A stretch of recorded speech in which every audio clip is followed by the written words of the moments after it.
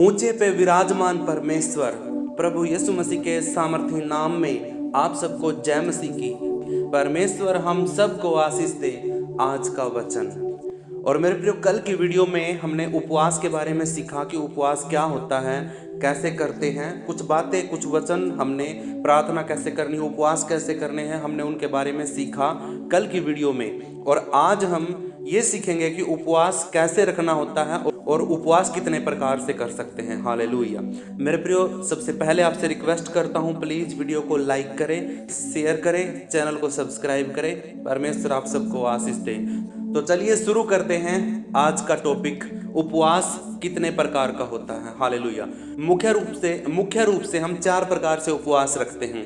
आइए हम जानते हैं कि वो 4 प्रकार का उपवास कौन सा होता है, कैसे करते हैं, किस तरीके से होता है। हालेलुया। पहला उपवास इस प्रकार से है कि इस उपवास में लोग किसी भी प्रकार से कोई भी भोजन या जल को ग्रहण नहीं करते हैं। सही मायने में यही एक संपूर्ण उपवास का तरीका होता है। इसमें किसी भी प्रकार का कोई फल या फल का जूस भी नहीं पीते। मेरे प्रियो, इस तरीके का उपवास प्रभु यीशु मसीह ने भी किया था। उसने सब कुछ छोड़ दिया था। 40 दिन और 40 रात के लिए उसने कोई भोजन नहीं खाया था, कोई फल नहीं खाया था, कोई रोटी नहीं खाई थी। वो निराहार था। हालेलुया। मत्ती की पुस्तक 4 अध्याय उसका 1 और 2 वचन में प्रभु यीशु मसीह कहता है, वह 40 दिन और 40 रात निराहार रहा। एक गौर करने की बात है मेरे प्रियो, स्वस्थ व्यक्ति ही इस उपवास को करे। हालेलुया। जिसके अंदर जान है, सामर्थ है, शरीर के अंदर बल है, वही इस उपवास को करे। वरना आपके शरीर में दिक्कत आ सकती है, आप बीमार पड़ सकते हो। अगर आप 40 दिन और 40 रात के लिए अगर आप निराहार उपवास रखते हो तो आपके शरीर में दिक्कत आ सकती है। इसलिए जो स्वस्थ हैं, जो सही है, जो ठीक है, जो फिट है, वही इस उपवास को करे और निराहार ही करना होता है। जैसा उपवास यीशु मसीह ने रखा, अगर आप वैसा उपवास रखना चाहते हो तो आपका शरीर स्वस्थ होना चाहिए। हालेलुया। अब हम सीखते हैं दूसरे तरीके का उपवास।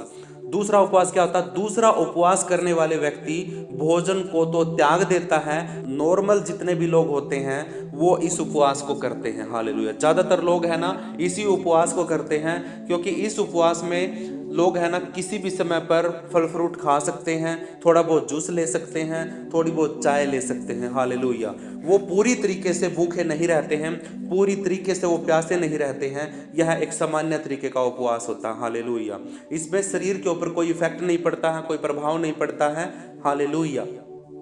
अब हम सीखते हैं तीसरे तरीके का उपवास क्या होता है। इस प्रकार के उपवास को एक आत्मिक उपवास की श्रेणी में रख सकते हैं, क्योंकि इस प्रकार के उपवास में ना केवल भोजन का त्याग करना होता है, इसके साथ ही साथ जीवन की तमाम बुराइयों से अलग रहकर और तमाम आधुनिक उपकरणों से भी खुद को अलग रखकर उपवास करना पड़ता है। जैसे कि मोबाइल फोन या फिर कंप्यूटर इत्यादि, इन सारी चीज़ों से आप दूर रहकर, मोबाइल से दूर रहकर खुद को पूरी तरीके से परमेश्वर की अधीन करके उसकी हजूरी में आकर अपने शरीर को सारी अभिलाषाओं से दूर करके जब आप उपवास के साथ परमेश्वर से प्रार्थना करते हो और उसमें सारा दिन आपने वचन को मनन करना होता है, बाइबल को पढ़ना होता है, प्रार्थना करनी होती है, आराधना करनी होती है, आप पूरा दिन भूखे रहते हो, प्यासे रहते हो। हालेलुया। यशायाह की पुस्तक 58 अध्याय 6 का 7 में हम पहले पढ़ चुके हैं। अब हम सीखते हैं चौथा उपवास क्या होता है। यह एक ऐसा उपवास है जिसे आज के समय पर बहुत सारे मसीही लोग करते हैं। इस उपवास को हम कपटियों का उपवास कह सकते हैं, क्योंकि स्वयं प्रभु यीशु मसीह ने इसके विषय में कहा है। मत्ती 6 का 16 में इन वचनों में प्रभु यीशु मसीह ने कहा, जो कोई दूसरों को दिखाने के लिए उपवास रखता है उसका उपवास कपटियों के उपवास के जैसा है, जैसे कि फरीसी और सदूकी लोग किया करते थे, ताकि लोग उनको उपवासी जानकर उनकी वाहवाही करें। लेकिन मेरे प्रियो, परमेश्वर तो ऐसे उपवास से प्रसन्न होता है जो दिखाने के लिए नहीं परंतु परमेश्वर के वचन के अनुसार होता है। और जो कोई दिखाने के लिए उपवास करता है उसका प्रतिफल उसे मिल चुका है, परंतु जो लोग परमेश्वर की इच्छा के अनुसार उपवास करते हैं उन लोगों को परमेश्वर जो गुप्त में प्रतिफल होता है वो देता है। हालेलुया। उपवास रखने से पहले इन बातों का ध्यान रखें कि उपवास लोगों को दिखाने के लिए नहीं होना चाहिए।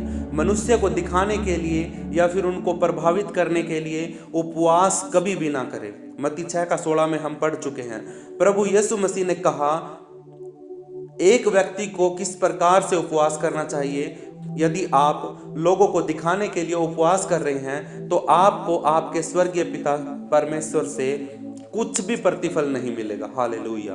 जो परमेश्वर आपको गुप्त में प्रतिफल देना चाहता है, ऐसा कोई भी प्रतिफल आपको नहीं मिलेगा, क्योंकि आपने लोगों से वाहवाही बटोर ली है। आपने अपना प्रतिफल ले लिया है। लोगों ने आपकी बड़ाई करी है कि आप उपवासी हैं। हालेलुया। बाइबल में ऐसे अनेकों उदाहरण हैं जहां पर हम देख सकते हैं कि लोग इकट्ठे होकर समूह में उपवास करते हैं, उपवास प्रार्थना रखते हैं, और फिर परमेश्वर उन्हें उस उपवास प्रार्थना का उत्तर भी देता है। जैसे कि निनवे शहर के लोगों ने सामूहिक रूप से इकट्ठे होकर उपवास प्रार्थना करी, परमेश्वर से क्षमा मांगी। योना की किताब में ये बातें लिखी हुई है। तो परमेश्वर ने उन लोगों के पूरे देश को नाश करने का जो निर्णय लिया था उसे फिर नाश नहीं किया।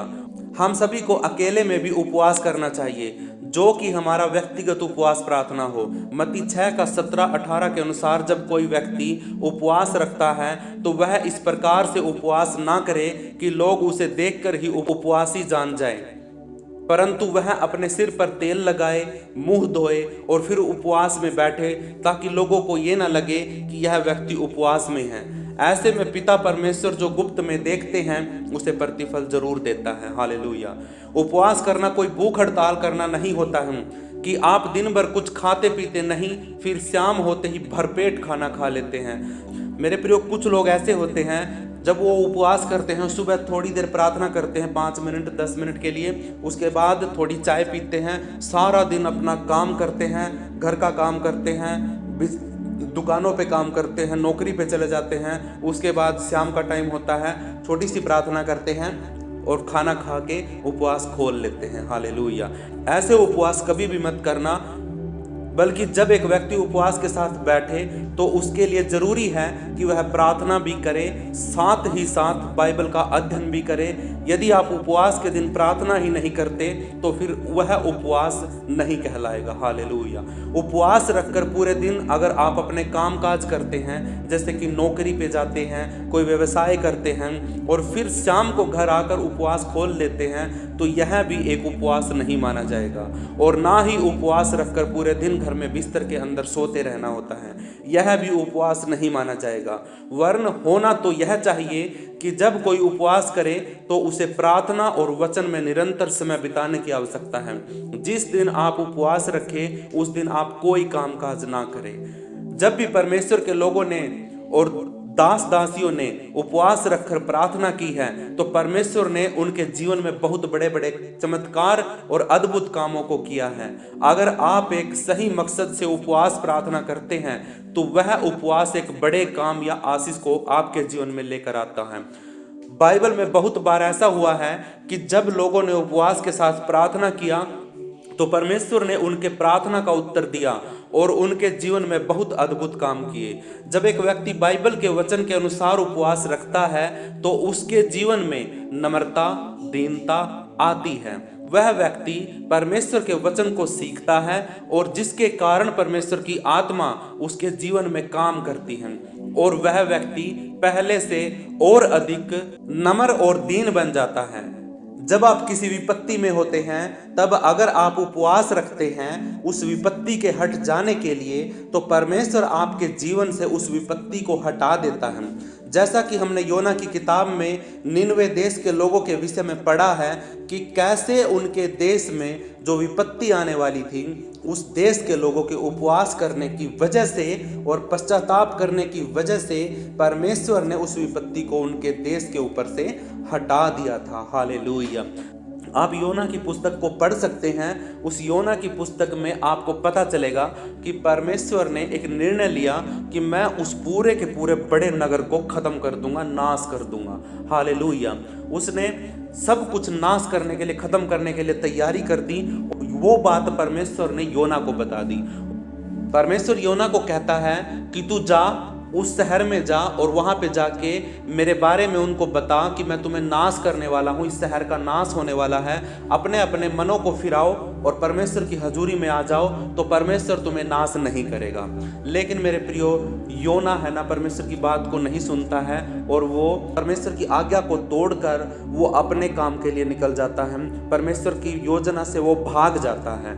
मेरे प्रियो, परमेश्वर है ना, अपने काम को करवाने के लिए जिस आदमी को चुन लेता है ना, वो आदमी कहीं तक भी भाग ले, लेकिन मेरा परमेश्वर है ना, उसको पकड़ के लेके आता है, उठा के लेके आता है और उससे ही वो काम करवाता है। हालेलुया। इसलिए योना को परमेश्वर ने समुद्र में फेंकवा दिया और उसके बाद उस मछली ने उसको पकड़ लिया, अपने पेट में रखा 3 दिन और 3 रात के लिए। उसके बाद उसको नीनवे शहर के किनारे पर पटक दिया। उसके बाद वो नीनवे शहर में गया, उसने प्रार्थना भी करी, परमेश्वर से माफी भी मांगी और नीनवे शहर में जाकर उसने लोगों को बताया कि तुम नाश होने वाले हो, अपने अपने मन को फिराओ और परमेश्वर की हजूरी में आ जाओ, टाट ओढ़ो, उपवास करो और तब परमेश्वर तुम्हें बख्श देगा। हालेलुया। तो फिर क्या हुआ, वहाँ के लोगों ने शुरू में उसका मजाक उड़ाया। एक समय सीमा दी गई थी कि इतने दिन के अंदर अंदर अगर आप मन फिराते हो तो परमेश्वर आपको बख्श देगा, वरना तो तुम्हारा नाश तय है। पूरे शहर को परमेश्वर तबाह करने वाला है। हालेलुया। ऐसे कुछ लोगों के कानों में वो बातें गई, कुछ ने विश्वास किया, कुछ ने फिर और विश्वास किया। ऐसे करके थोड़ा सा एक मोहल्ला उसके विश्वास में आ गया, उन्होंने मन फिरा लिया। फिर बात राजा तक पहुंच गई, राजा ने भी उस बात पर विश्वास किया और उसने कहा नीनवे शहर के अंदर हर कोई अपने सारे कपड़े फाड़कर और टाट ओढ़कर राख पर बैठकर सारे के सारे मिलकर उपवास के साथ प्रार्थना करेंगे। जितने भी जानवर हमारे हैं सब कोई भूखा रहेगा, जितने भी हमारे छोटे बच्चे हैं, बड़े हैं, सबको भूखा रखा गया, सबके ऊपर टाट उड़ाई गई और सब ने समूह में होकर इकट्ठे होकर उपवास के साथ प्रार्थना करी। तो मेरे प्रियो, परमेश्वर ने पूरे के पूरे शहर को बचा दिया, उसको छोड़ दिया, उसके ऊपर से अपना हाथ हटा लिया। अब परमेश्वर है ना उस शहर को तबाह नहीं करेगा। हालेलुया। क्योंकि मेरे प्रियो, परमेश्वर मन फिराने का मौका देता है। आपके पास भी मन फिराने का मौका है। मेरे प्रियो, आज आप है ना किसी ऐसी परिस्थिति में हो सकते हो, आपके हालात ऐसे हो सकते हैं, आप किसी पाप में हो सकते हो। अगर आप है ना संपूर्ण मन से मन फिराते हो, उपवास के साथ प्रार्थना करके परमेश्वर की हजूरी में आते हो, तो मेरे प्रियो, परमेश्वर आपको बचा सकता है, आपके ऊपर से शैतान के सारे बंधनों को तोड़ सकता है, शैतान की सारी योजनाओं को, मृत्यु के डर को आपके ऊपर से हटा सकता है, अगर आप परमेश्वर की हजूरी में आते हो तो। अगर अपना पूरा मन, संपूर्ण मन अगर आप मन फिराते हो और उपवास के साथ प्रार्थना करके परमेश्वर की हजूरी में आते हो तो। हालेलुया। तो मेरे प्रियो, आज की वीडियो में हमने सीखा कि हम कितने प्रकार का उपवास करते हैं और हमें उपवास कैसे करना चाहिए। ये उपवास मेरे प्रियो बहुत ही जबरदस्त चीज़ है। ये एक ऐसी सामर्थ है कि ये आपकी बात को, आपके विषय को डायरेक्ट परमेश्वर तक पहुंचा देती हूँ। क्योंकि मेरे प्रियो, कोई भी ऐसा पिता नहीं होगा जो अपने बच्चे को भूखा देख लेगा। हालेलुया। मेरे प्रियो, दुनिया का कोई भी पिता अपना खाना छोड़कर अपने बच्चे को खाना खिलाएगा।